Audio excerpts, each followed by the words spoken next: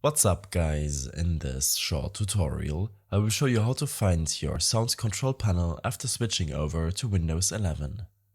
This should be quite an easy tutorial, everything you need will be listed in the description below.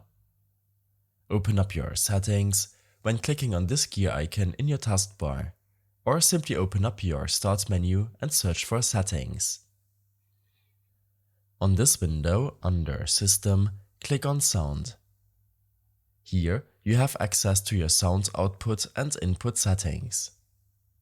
Under Advanced, select Volume Mixer, which will enable you to use the volume mixer for all your apps and devices.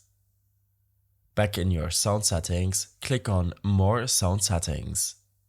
This will open up your sound control panel, where you can manage your input and output devices as usual. Another way to access this panel is by using your control panel. In your control panel, select Hardware and Sound. From here, you can select Sound, and your sound control panel will open up. I hope this helped you out. Leave a comment if you have any questions and see you in the next one.